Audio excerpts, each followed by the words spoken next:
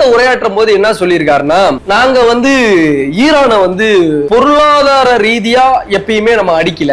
நம்மளோட இலக்கு என்னன்னா அவங்கள்ட்ட போய் சண்டையிடணும், அந்த நாட்டில் நடக்கிற தவறுகளை மாற்றி நம்ம ஒரு அதிபரை போட்டு அந்த இடத்துல நடக்கிற பிரச்சனைகளை தீர்க்கணும் அப்படின்னு சொல்லிட்டு தான் நம்ம போர் தொடுக்கிறோம். ஆனா ஈரான் வந்து செய்யற செயல்பாடுகள் சரியில்லை. அவங்க வந்து பண்றதெல்லாம் மிக மோசமான செயல்பாட்டுல ஈடுபட்டு இருக்காங்க.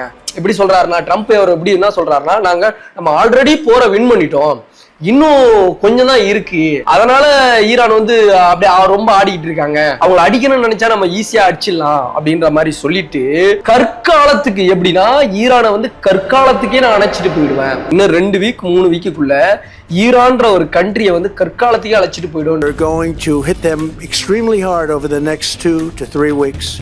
We're going to bring them back to the Stone Ages. கற்காலத்துக்குனா அங்க உள்ள எல்லா ஸ்பெஷலிட்டிஸும், அங்க உள்ள பில்டிங்கா இருக்கட்டும், எலக்ட்ரிசிட்டியா இருக்கட்டும்,